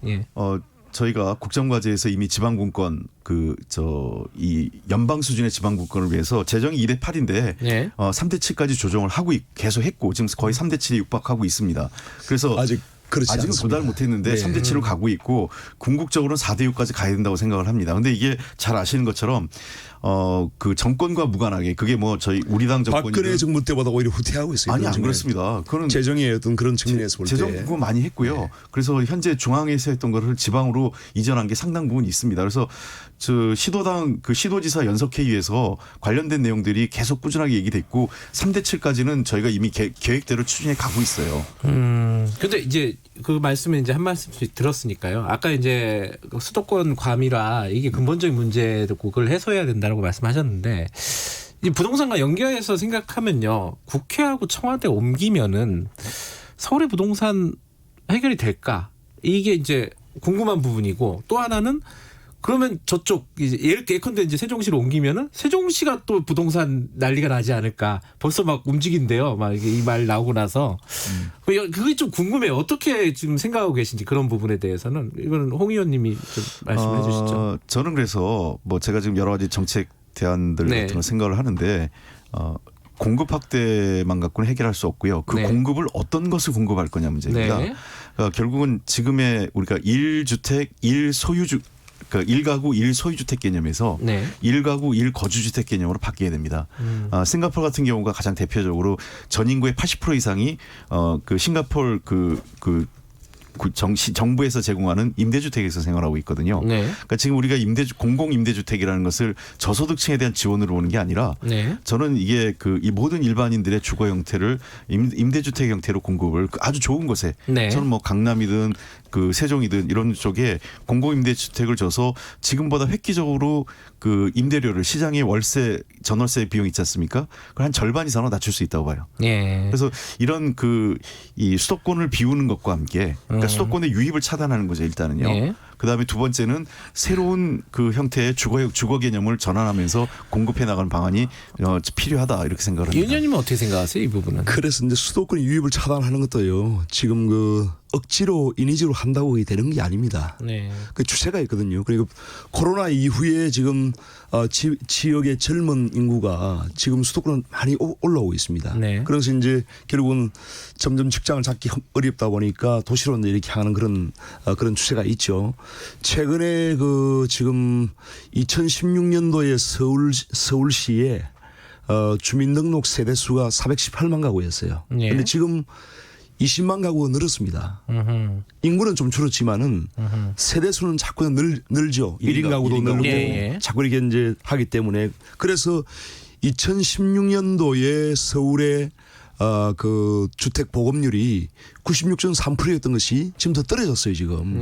그래서 이렇게 억지로 뭔가 서울의 어떤 유입이나 어떤 세대수 증가를 억누를 수가 없기 때문에 결국은 그에 맞게 공급을 해야 되는데 이제 현 정부의 그 김현미 국토부 장관도 계속 공급은 충분하다고 이제 강변을 하고 있고 공급이 이제 부족하다고 인정하지 않다 보니까 결국 여기까지 왔는데 지금 와서 이제 3년 동안 아무 일도 안 하고 손 놓고 있다가 지금 와서 뭐 그린벨트를 푼다느니 지금 뭐 태릉 그 골프장도 그린벨트 아닙니까? 그래서 이렇게 이제 그동안에 참 잘못된 그런 판단 또 칩에 대한 잘못된 인식 이런 걸 하다 보니까 이제 실기를 한 거죠. 그래서 저는 이제 공공 임대주택도 필요하다고 생각을 하지만은 결국은 그 집을 가질 수 있도록 해줘야 됩니다. 결국은 이 공공 임대주택도 결국은 분양을 해야 돼요. 또 이제 그게 왜냐하면 낙인 효과가 발생을 하기 때문에요.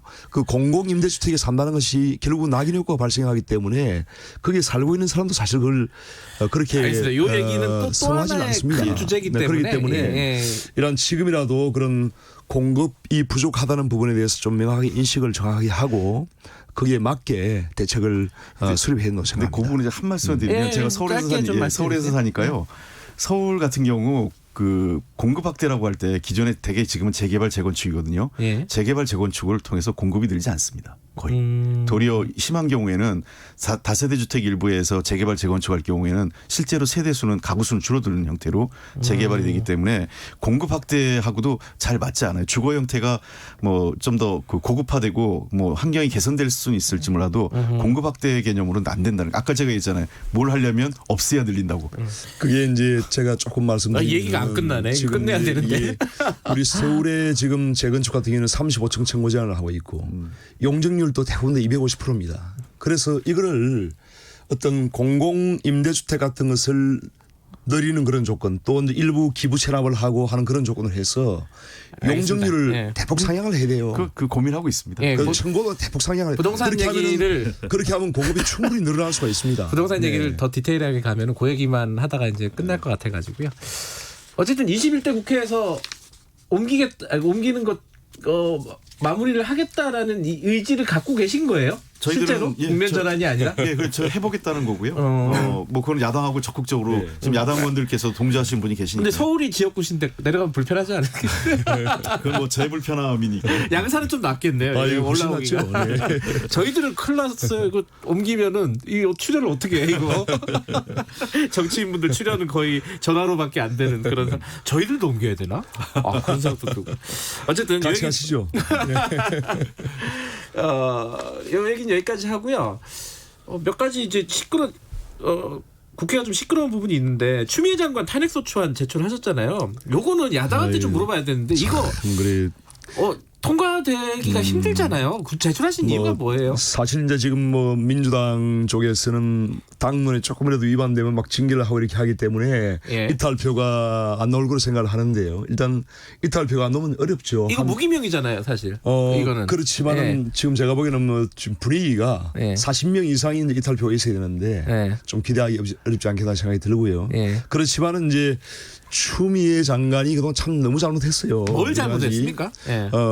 지금 역사상 이 참 한 번밖에 없었던 그 지휘권을 두 번이나 지금 행사를 했죠. 그리고 그 내용 자체가 이게 검찰총장의 어떤 수사 이 감독권을 원천적으로 배제하는 그런 어떤 지휘권이기 때문에 분명히 권한 남용이에요. 이런 부분이 위법 부당하고 그래서 이러한 부분을 법무부 장관이 법을 지켜야 되는데 그런 법을 안 지키고 위법 부당한 그런 행위를 했다는 그 자체가 이제 문제고요. 그다음에 시간이 많지 않아서 짧게 좀 갈게요. 결국 윤석열 검찰총장이 살아있는 권력에 대해서 칼날을 들이대니까 결국은 그것은 이제 꺾기 위해서 한 거 아닙니까? 그래서 이런 식으로 이제 국가 권력이 남용돼서는 안 된다고 생각하기 때문에 저희가 이제 탄핵 소추를 발의를 한 거고요. 어제 대정부 질문이 있었잖아요. 근데 김태훈 의원 미래통합당 김태훈 의원하고 추미애 장관 거의 저는 싸우는 줄 알았어요. 어떻게 이 좀 추미애 장관 잘못했다고 쭉 열거를 해주셨는데 어떻게 보세요? 근데 저는 이 법적으로 문제가 있다는 거는 그 미래통합당의 주관적 판단이고 그 장관의 그 검찰총장에 대한 지휘권 행사는 법적 권한입니다. 그것은 위법한 행위가 아니죠. 그래서 법적 권한을 장관은 법적 권한을 했고 왜 그러냐면 이것이 그 검찰총장이 자기의 직권과 관련돼 있기 때문에 검찰총장이 도리어 객관적이고 중립적 수사를 방해할 가능성이 있기 때문에 한 거죠. 거꾸로 장관이 자기와 관련된 수사를 지휘권을 행사했다면 명분이 없겠죠. 그러니까 이거는 이 검찰총장이 관련돼 있는 거기 때문에 검찰총장이 그 수사권 지휘에서 빠지는 게 타당하다라는 얘기를 한 거라고 저는 봅니다. 실제로 지금 그 장관 탄핵소추안이 벌써 5번째예요, 이거요. 그랬나요? 그렇게 많았나요? 홍남기 장관에 대해서 3번 냈고 2019년부터 그다음에 추미애 장관 금년 1월 달에 그 낸 거하고 또 지금 낸 거거든요. 2번째 낸 거니까 저는 이게 습관적으로 물론 그 탄핵소추안이 야당의 뭐 무기인 거 저희도 야당 때 하긴 했지만 이거 너무 자주 내면 그 도리어 그 신뢰감을 떨어뜨린 것 아니냐 이런 생각이. 어떻게 생각하세요? 이게 습관적으로 된다고 하시는데. 추미애 장관이 야당 의원 시절에 그 법무부 장관의 검찰총장에 대한 수사지휘권을 폐지해야 된다고 발의한 사람입니다. 그렇지 않습니까? 어제 대정부 질의에도 나왔어요, 얘기가. 이중적인 태도를 저희가 이제 지적을 하는 것이고요. 그것이 이제 어떤 장관의 어떤 품에 맞지 않죠. 거기다가 지금 그 수사지휘권 자체는 이제 물론 검찰청법에 있지만은 그 내용이 법에 위법이 돼서는 안 되지 않습니까?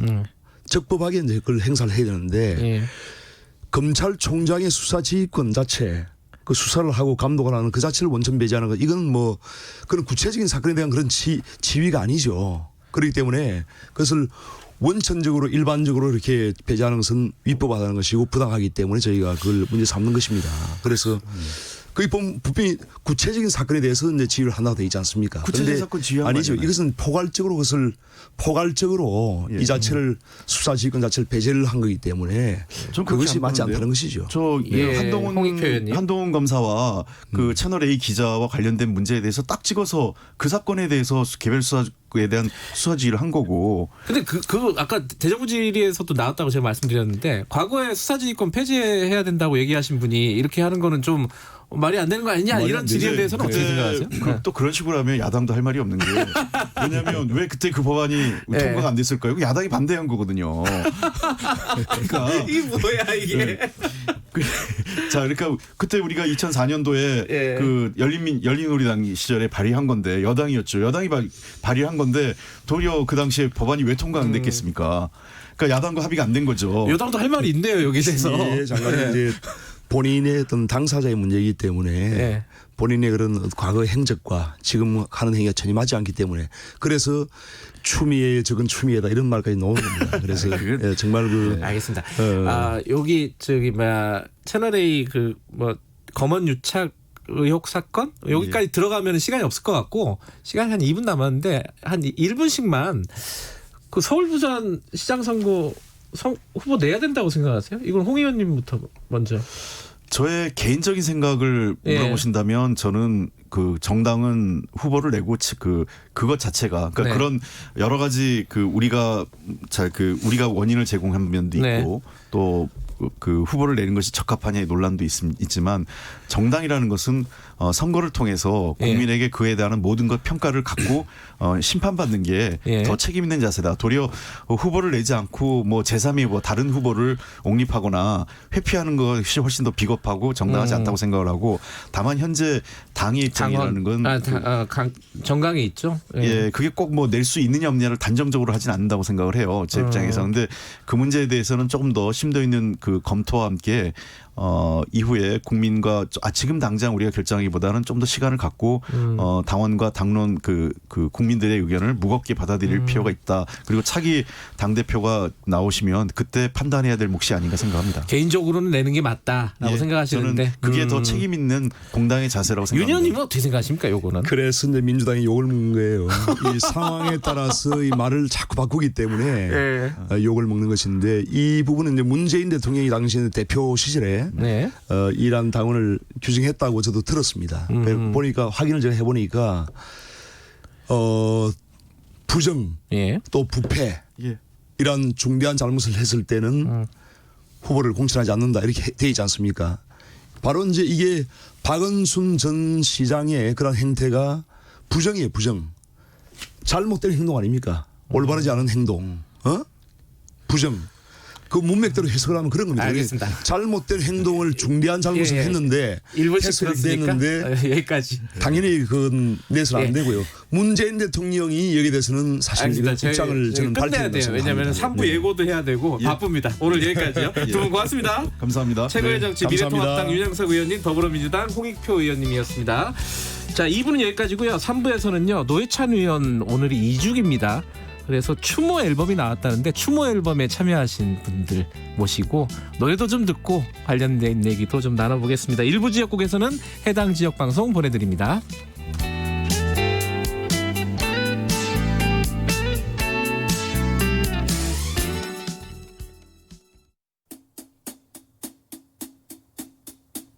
주진우 라이브. 주진우 라이브. 주진우 라이브. 주진우 라이브. 라이브가 좀 이상한데? 그러니까 많이 이상해. 다 이상. 매일 오후 5시 5분 주진우 라이브. 내일은 좀 더 나아질 거예요. 확실해요.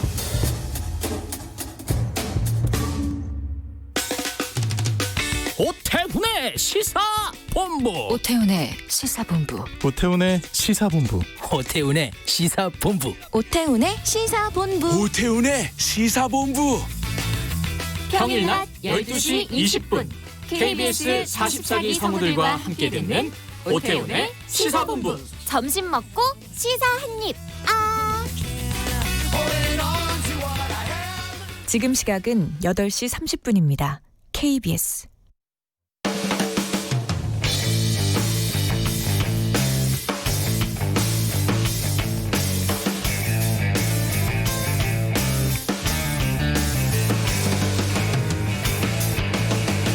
김경래의 최강 시사.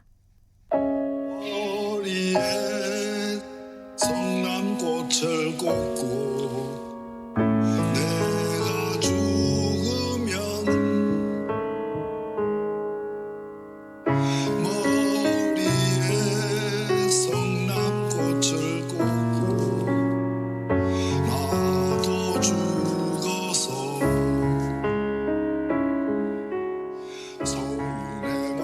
지금 들으시는 노래가 아시는 분들 꽤 계실 겁니다. 이 방송에도 한두 번 나왔고 고 노회찬 의원이 직접 부른 노래예요. 본인이 고등학교 2학년 때 만든 노래라고 합니다. 소연가. 오늘이 7월 23일 오늘이요. 고 노회찬 의원이 우리 곁을 떠난 지 꼭 2주년이 되는 날입니다. 오늘 지난주에 추모 행사도 있었고 이번 주에도 공연이 있고 이번에는 또 특히 기념 음반이 발매가 됐다고 합니다. 좀 궁금하죠? 어떤 분들이 음반에 참여해서 어떤 노래들을 불렀을까? 그리고 노회찬 의원의 2주기가 우리한테 주는 의미는 뭘까? 여러 가지를 한번 생각해 볼 시간 마련해 보겠습니다. 오늘 특별한 분들 3분을 모셨습니다. 먼저 노회찬 재단의 김영탁 사무총장님, 안녕하세요. 예, 반갑습니다. 김영탁입니다. 그리고 이번에 헌정음반 작곡하신 김현성 씨, 안녕하세요. 안녕하세요, 김현성입니다. 그리고 역시 이제 헌정음반에 참여하신 분입니다. 정가 보컬리스트 정마리 씨 나와 계십니다. 안녕하세요. 안녕하세요, 정마리입니다. 이 다들 좀 낯선 목소리만 들어서는 좀 낯선 분들도 계실 거니까 김영탁 사무총장님은 노회찬 의원하고 어떤 인연이 있으시죠? 예, 정치 활동을 하게 되면서 제가 알게 됐고요. 저는 원래 노동조합 활동을 했던 사람인데 네. 예, 민주노동당 활동을 같이 하면서 몇 년 되셨어요, 아신지? 국민승리 20일부터 직접적으로 뵐 수 있었으니까 꽤 오래됐고요. 예. 그 이전에는 그 매일 노동뉴스 발행인으로 그렇게 알고 있었죠. 꽤 오래됐습니다. 예. 인연이 몇십 년 되신 인연이고요. 예, 그렇습니다. 김현성 씨는 아마 청취자분들 그리고 유튜브 보시는 시청자분들 그 노래가 더 유명하실 겁니다. 김현성 씨보다는 이등병의 편지 작곡가시죠. 네, 그렇습니다. 노회찬 의원하고는 어떤 관계시죠? 관계 없고요. 관계 없어요? 저도 연예인은 아니지만 연예인이시죠. 근데 그 노회찬 의원님이 일반적인 정치인들과는 달리 사실 유머도 많으시고 네. 또 음악적 감성도 앞서 들으셨지만은 그 음악적 감성도 꽤 많은 높은 분이에요. 네. 그래서 그런 관심이 있었고 올해가 이제 2주기 되지만 네. 그때 그런 일이 있고 나서 더 애틋한 마음과 관심을 이제 갖게 됐습니다. 2주기 헌정 앨범 음반 네. 요거 의뢰를 받고 어떤 생각이 드셨어요? 개인적으로는 노 의원님 책을 그냥 저도 독자니까 예. 연설문이라든가 이런 책들을 좀 읽은 적이 있어요. 예. 그래서 거기서 발췌한 부분도 있고 책을 읽으면서 일반적인 정치인들하고는 참 다르다라는 생각도 하게 됐고요. 네. 그래서 좀 문화적인 면이 이제 많으신데 네. 다른 정치인들도 좀 이랬으면 어땠을까라는 기대감 같은 거 예. 그런 것도 갖게 됐습니다. 그리고 정가 보컬리스트 정마리 씨. 일단 정가가 뭔지 사람들 궁금할 텐데 정가? 정가는 예. 한국 전통 성악 중에 하나거든요. 그래서 사람들은 보통 한국 전통 성악 그럼 판소리를 많이 알고 계신데요. 정가는 또 판소리와는 다른 장르로 이렇게 그 궁중이나 양반계층에서 즐기던 노래예요. 그래서 굉장히 느리고 평안하고 그런 노래입니다. 노회찬 의원하고는 인연이 좀 있으시다고요? 인연이라는 거는 사실은 어떻게든 연결해 보려고 하는 그런 갈망이잖아요. 네. 가까운 인연이라고 하면 제 친구의 결혼식에 이렇게 주례를 서주셔서 저는 그때 축가를 불렀고요. 그때 제일 가까이서 뵀던 것 같아요. 그래요. 예, 그래서 그 이후로는 좀 더 가까이 뵐 수 있을 것 같았는데 그렇게 됐습니다. 벌써 우시면 안 돼요. 네. 그 지금 조금 전에 노회찬 의원이 부른 소연가 있잖아요. 네. 이 노래가 뭐 가락은 보면은 좀 낯익은 가락 같은데 익숙한 가락 같은데 이게 무슨 노래인지 모르시는 분들 꽤 있을 것 같아요. 그 김현성 씨가 좀 소개 좀 해주세요, 이 노래. 노회찬 의원님이 고등학교 때 쓰셨다고 그래요. 직접 작곡을 한 건가요? 예. 그래서 지금 제가 들어봐도 네. 잘 썼다. 괜찮아요? 예. 노래는 좀 그렇지만 근데 작곡가에서 자질도 있지 않았을까. 그러니까 정치인으로 들어서면서 아마 그 부분은 많이 조금 무뎌졌을 수도 있고요. 근데 그게 소영가가 고등학교 때 썼다 그러니까 꽤 상당히 괜찮은 노래예요. 그래서 자주 들어보면은 괜히 어디서 들어본 듯한 히트곡들이 그렇잖아요. 어제 들어본 것 같아요. 맞아요. 막 이런 이등병의 그런 편지도 기분이 좀 그랬어요. 예. 다른 데서 가져오지는 않았어요. 네. 근데 이 노래 가사를 보면은 서로 죽어서도 사랑한다 뭐 이런 느낌이에요. 그런 내용이라고 보면 되겠죠? 서정주 시인의 시의 일부에 붙인 곡인데 네. 그분의 시가 그런 얘기들이 좀 많이 있더라고요. 근데 이번 음반에 정마리 씨를 통해서 노회찬 의원님 목소리하고 같이 어울리면서 그 애틋함도 있으면서 또 정마리 씨의 목소리가 참 잘 어울린다는 생각이 듭니다. 이 노래를 정마리 씨가 부르셨나요? 네. 야, 이거는 되게 다른 맛이겠네요, 그죠? 노회찬 의원이 부르시는 거랑. 네. 기대해보고 조금 이따 들어볼 거니까. 네네. 일단 오늘 2주기라서 이제 특별히 모셨는데.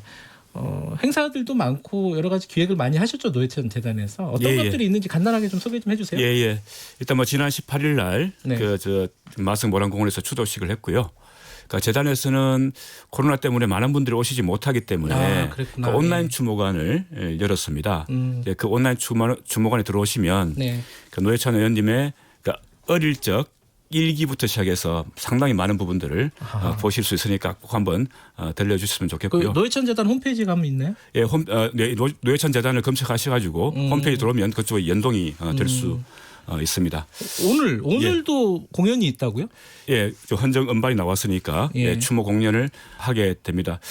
모시는 손님들은 코로나 때문에 많이 모실 수는 없고 해서 그러니까 노회찬 의원님 그러면 6411 버스 연설이 상당히 유명한데 그러니까 6411 버스 연설에서 얘기했던 그러니까 투명 노동자들 그래서 뭐 봉제, 청소, 돌봄 노동자들 한 30분 정도를 모셔서 토크까지 겸해서 공연을 할 계획입니다. 그 새벽 첫차를 타실 만한 분들 그렇습니다. 모셔가지고 코로나에도 불구하고 늘 현장에서 일을 하지 않으면 안 되는 그러니까 우리 사회에서 정말 소중한 존재들이죠. 이것도 유튜브 같은 데서 중계하겠네요, 그죠? 네, 그렇습니다. 보실 분들은 찾아서 보시면은 정마리 씨도 나오시나요? 네. 김현성 씨도 물론 나오시고요. 네, 그렇습니다. 기라성 같은 스타들이 나오는 공연을 직접 보실 수 있을 것 같습니다. 공연 앨범 음반 얘기를 좀 하면 제가 받았어요. 네. 진행자 하면서 처음으로 느껴보는 보람인 것 같습니다. 타이틀이 새벽 첫차 6411. 이게 뭐 당연히 그 노회찬 의원 연설에서 따온 걸 것 같은데. 네, 그렇습니다. 요거 만들면서 보통 음반을 기획하고 하시면은 뭐 컨셉 같은 게 있잖아요. 어떤 걸 주안점으로 해서 쭉 만드신 거예요? 버스 번호가 물론 6411 버스가 실제 있기도 합니다만은 특정한 그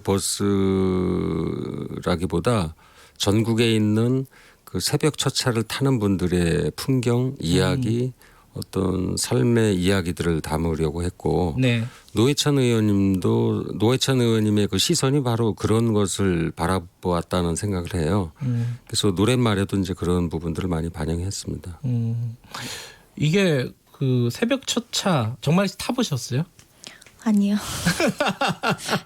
탔다고 얘기해야 되는 거 아니에요? 아니, 제가 그 시간에는 못 일어나서. 아, 예, 올빼미 계열이시군요. 네. 전 타봤어요. 근데 제가 일하러 간 건 아니었고 취재 때문에 네. 새벽 첫차 타시는 분들을 취재한 적이 있었거든요. 진짜 예. 와 그렇게 많은 사람들이 탈 줄 몰랐어요. 꽉 차요. 서서 가요 사람들이. 꽉 차죠. 예. 대부분 청소 노동자분들. 근데 그 나중에 이제 그 이후에 이제 노회찬 의원 연설 들었을 때 근데 저는 그때 그러고 잊어버렸거든요. 근데 그 참 그걸 기억해가지고 자기 정치 인생의 가장 중요한 순간에 그 얘기를 하는 순간에 굉장히 놀랐어요. 사실은 저도 그 연설에. 첫차 타보셨어요? 첫차를 타시는 분들을 제가 배웅을 했죠. 취재에 협조를 하기 위해서 같이 가서 태워드리고 제가 배웅을 했습니다. 정관 씨는 개인적인 인연도 있으시지만은 이번 음반에 참여해달라고 했을 때는 어떤 생각이 드셨습니까? 저는 이런 의미 있는 작업에 제가 함께할 수 있어서 너무 좀 그동안 노래를 불러왔던 보람이 있고요. 그리고 사실은 노 의원님이 정치인으로 유명하시지만 작곡가신 거잖아요. 네. 그래서 그 고등학교 2학년 때 소년 노회찬이 만들었던 노래를 제가 계속 좀 불러서 또 노래를 통해서도 노 의원님을 기억할 수 있는 그런 일을 하고 싶다고 생각했는데 이렇게 돼서 앞으로도 계속 더 많이 소연가를 부르고 이 노래를 통해서 의원님을 기억하고 의원님이 남기신 뜻을 우리가 또 계속 이어갈 수 있으면 좋겠습니다. 축가 많이 하시잖아요. 결혼식 축가. 친구들이 결혼들을 하니까 축가를 하죠. 이거 축가로도 되게 좋을 것 같아. 좀 슬플라나? 네. 그 이번에 음반이 12곡이라고 들었어요. 네. 뭐 뮤지션들이 많이 참여를 했을 거 아닙니까? 어떤 분들이 참여를 하셨어요? 사실 요즘 이제 인디 밴드라는 이야기들이 이제 오래전부터 물론 나오고 있습니다만은 이번 음반에 새로 이 음반을 위해서 발굴된 마치 그런 새 얼굴들. 그래요? 우리 참여를 했고요. 예. 또 저도 이제 노래를 하면서 그런 식구들이 좀 더 들어왔으면 좋겠다. 그리고 노회찬 재단이 이게 어떤 정치를 지향하는 재단은 아닙니다. 그래서 앞으로 문화적인 활동을 같이 병행해서 이 사회의 어느 부분을 감당할 수 있고 같이 동행할 수 있는 그런 역할이 되었으면 하는 생각입니다. 12곡이 노래고 하나는 추모시 낭송인데 이 12곡 중에 제일 애착이 가는 노래? 김윤성 씨가 생각하시기에? 글쎄요. 저는 다른 분이 쓴 것도 좋아해요. 좋아하는데. 알겠습니다. 네.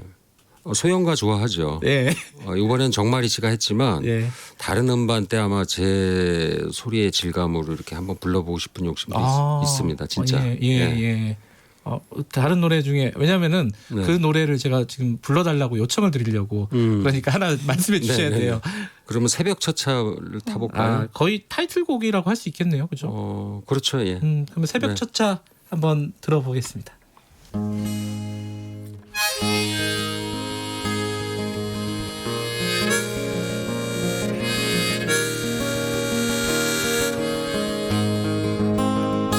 아이들 잠든 얼굴 뒤로 하고 새벽 첫차를 타네. 가로등 밤을 새우고 버스기사가 인사를 하네. 시동이 걸리고 낯익은 길을 새벽 첫차가 가네. 빌딩 경비원 이씨가 타고 구내식당 남도떼기 타네. 정류장마다 부지런한 사람들 붐비는 차에 오르네. 열심히 살았어 버스가 흔들려도 누가 물어봐도 대답할 수 있어. 우린 눈물겹게 살았어.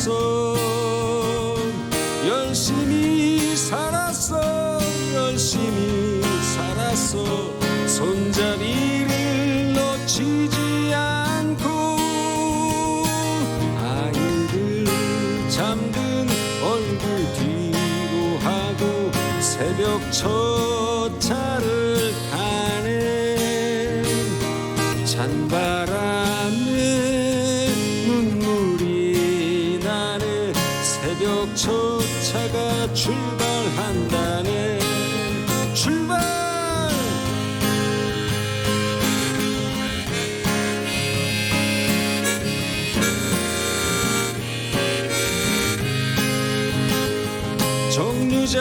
정류장마다 부지런한 사람들 붐비는 차에 오르네 열심히 살았어 열심히 살았어 버스가 흔들려도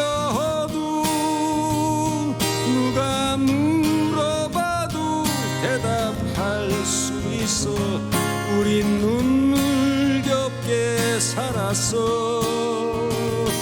열심히 살았어 열심히 살았어 손잡이를 놓치지 않고 아이들 잠든 얼굴 뒤로 하고 새벽 첫차를 타네 찬바람에 눈물이 나네 새벽 첫차가 출발한다네 찬바람에 눈물이 나네 새벽 첫차가 출발한다네 새벽 첫차가 출발한다네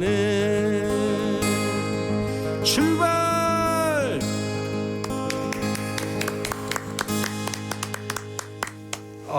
눈물 나네요, 이거. 이게 약간 열심히 살았어 이게 반복되면서 좀 듣는 사람한테 뭐 위로한다고 할까요? 너 열심히 살았다 이런 식의 그렇게 만드신 거죠? 그렇습니다. 네. 이 노래 처음에 이제 받고 들어보시고 어떤 생각이 드셨어요? 12곡, 11곡이죠. 정확하게 얘기하자면 그 중에서 이제 반가워요라는 노래하고 이 새벽 첫차라는 노래가 특히 이제 귀에 들어왔는데 참 뭐랄까요. 그 서민들의 애환이라 그럴까요. 그것을 그대로 담으면서도 그것을 그 목소리를 드러내려고 했던 노회찬 의원님의 모습이 떠올라서 그 마음에 상당한 울림이 있었습니다. 이 저녁에 집에 갈 때 퇴근하고 집에 갈 때 들으면 되게 좋을 것 같아요. 오늘 하루 열심히 살았다 이런 느낌도 들고 이 음반이요 음원으로도 이렇게 나오고 음반도 살 수 있는 건가요 시중에서? 네 그렇습니다. 노회찬 재단 홈페이지로 방문하셔서 그런 다른 글도 좀 읽어보시고 또 회원으로 가입하시면 더 좋고요. 네. 그리고 뭐 일반 음원 사이트에서도 일반 음원 사이트에도 들을 수 있어요? 네 그렇습니다. 그렇구나. 노회찬 재단 얘기 나왔으니까 뭐 여쭤보죠. 이게 언제 만들어졌습니까? 작년 1월 24일 날 창립이 됐습니다. 이제 한 1년 반 정도 지났죠. 어떤 일을 하는 단체예요? 아까 뭐 문화예술 사업도 하신다고는 들었는데 구체적으로는 꽤 많은 영역을 해서 이야기를 하고 있는데 일단 1차적으로는 그러니까 이 아카이빙 작업을 하고 있습니다. 노회찬 의원님의 여러 가지 기록들을 다 정리를 하고 있고요. 그것은 계속 저희들 뭐 홈페이지를 통해서 계속적으로 축적되는 내용들을 공개를 좀 하고 있고요. 그리고 노회찬 의원님이 살아왔던 모습 그리고 그가 하려고 했던 정치를 담은 평전이 나오는데요. 내년 3주기에 맞추어서 노회찬 평전이 만들어지게 됩니다. 그리고 또 중요한 게 이제 정치학교입니다. 그러니까 노회찬의 정치를 이을 수 있는 정치인들 또는 그 사회의 활동가들 좀 만들어보자는 취지인데 꽤 많은 분들이 참여를 하고 있는데 1기가 끝났습니다. 1기 끝나고 10월 달에 2기 정치학교를 개설을 하게 되는데요. 뭐 코로나 때문에 많이 확산되지 못해서 안타깝긴 한데 저희들은 이것을 이후에 이제 청소년 정치학교로까지 연장을 시킬 계획을 가지고 있고요. 그리고 또 노회찬 의원님 이야기하면 늘 그 사회적 약자를 대변하셨던 분이지 않습니까? 그래서 뭐 투명 노동자라고 또 호칭했던 그 노동자들의 삶을 좀 정확하게 좀 드러내는데 저희들 사업들을 하고 있습니다. 그래서 뭐 청소 노동자, 네. 뭐 돌봄 노동자, 봉제 노동자 이분들의 목소리를 담은 그 내용들을 정책으로 만들어서 그것을 제도로 만들어내는 작업들을 하고 있고 그런 노동자들뿐만 아니고 실제로 한국 사회를 좀 평등하고 공정한 나라로 만들어 보자는 차원에서 6411 사회 연대 포럼을 만들어서 앞으로 본격적인 활동을 하게 될 계획입니다. 그렇게 많은 일을 할 정도로 여력이 됩니까? 열심히 하죠. 노회찬 의원의 유지를 받들어서 열심히 하려고 노력하고 있습니다. 아니 아까 문화예술 사업도 한다 그랬는데 그 말씀을 안 하시네요. 앞으로 사실은 많은 그 재단들이나 단체들이 문화적인 접근도는 조금 떨어지는 편이에요. 그래서 이 노회찬 재단은 이제 출범한 지 얼마 안 되니까 같이 병행할 수 있겠다는 생각이 또 들고 그 의견에 이제 충분히 또 서로 공감을 하고 있고요. 그래서 문화적인 접근이라는 것은 살면서 꼭 필요한 부분이기도 하잖아요. 그래서 꼭 노회찬 의원님의 한 분만을 기리는 것이 아니라 그분이 지향하고 말씀하시고 싶었던 그 큰 방향을 따라가는 것이기 때문에 많은 일반인들도 아마 참여하실 수 있는 폭이 넓어질 거라고 생각합니다. 같이 그러면 활동도 하시는 거예요, 김현성 씨도? 이사 와야죠. 이번 앨범으로 엮이셨군요. 엮였다기보다 뭐 어쨌든 참여를 같이 하게 돼서 기쁘고 이것이 좋은 계기가 될 거라고 믿습니다. 정마리 씨도 같이 뭐 활동할 수 있는 게 저는 뭐 저한테 기회를 주신다면 뭐든지 든든하시겠어요. 그러니까 노회찬 의원님을 그러니까 저희들이 이제 문화인 노회찬이라고도 표현하거든요. 그러니까 주변에 뭐 시인, 가수, 연극인, 그 뭐 배우 꽤 많은 문화인들이 계셨고 그분들이 그러니까 재단에 여러 가지 이런 그 제안들도 많이 해주세요. 그래서 저희들이 사업 구성을 하지 않더라도 그 제안들만 받아도 노회찬 재단의 문화 사업은 풍성해질 것 같습니다. 이거 여쭤봐야 될 것 같아요. 이게 어떻게 말씀하실지가 궁금한데 왜냐하면 굉장히 뻔한 질문인데 사실은 꼭 필요한 질문이라서 노회찬 의원 2주기가 우리 사회에 주는 뭐 개인적으로 주는 의미일 수도 있고 뭘까? 이제 2주기니까요. 그래서 2년이 흘렀는데 그냥 계속 다짐하고 앞으로 어떻게 살 것인가를 더 생각해야 될 것 같아요. 그 전에 좀 잘못했던 거나 제가 좀 잘못 생각했던 것들 이런 거보다는 좀 더 바르고 좋은 사람이 되기 위해서 노회찬 의원을 생각하면서 살아야 될 것 같습니다. 김현성 씨는 어떤 생각이 드십니까? 우리가 삶이 지루할 때 어쩌면 저도 새벽수차를 그렇게 탈 일이 뭐 1년에 몇 번에 불과할지 모르겠습니다만은 그 새벽수차에 그렇게 많은 분들이 탄다는 거를 직접 보고 나면 조금 스스로 성실해져야겠다 이런 생각을 하게 되고 또 요즘같이 코로나 때문에 마스크를 써서 사람과 사람 사이에 이 간격을 둘 수밖에 없는 그런 생활을 하고 있음에도 불구하고 우리가 마음만큼은 더 가까워질 수 있는 계기들을 늘 고민해야 되겠다라는 생각을 해봅니다. 어떠세요, 사무총장님은? 저희 재단에서 그러니까 2주기 그 주모 기간에 했던 슬로건을 그러니까 다시 노회찬을 만나다라고 정했어요. 다시 노회찬을 만나다. 그러니까 뭐 안타깝게 생을 마감한 정치인으로서 그 기억을 하기보다는 과연 그 노회찬의 정치가 무엇일까? 그러니까 노회찬 의원의 시선은 어디에 가 있었을까? 노회찬 의원이 듣고 싶었던 음성은 무엇이었을까? 이런 것들을 좀 제대로 좀 밝혀보자. 그래서 노회찬은 과거의 사람이 아니고 바로 이제 현재를 같이 살아가는 사람이고 어쩌면 우리하고 미래를 같이 공유하는 사람이라는 생각들을 좀 해보게 되거든요. 저는 참 멋진 정치인이었다는 생각을 해요. 그러니까 이 사회적 약자들의 고통을 그렇게 가슴에 담으면서도 그냥 고통스럽게 이야기하기보다는 많은 사람들한테 공감을 주는 그랬던 말로 이야기를 했지 않습니까? 저는 그런 정치인은 다시 만나기가 사실 쉽지 않다라는 생각이다. 그래서 다시 만나고 싶은 노회찬으로 해서 노회찬을 다시 만나다 그렇게 정했습니다. 요즘 멋있는 정치인이 참 보기 힘들죠. 그렇죠.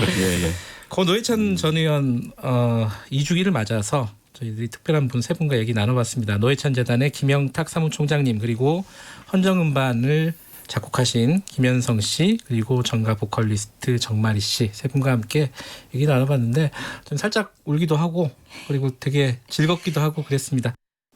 맨 처음에 노회찬 의원이 직접 부른 노래였죠. 소연가를 정마리 씨 목소리로 들으면서 저희들 세 분과 인사 나누겠습니다. 오늘 고맙습니다. 예, 고맙습니다.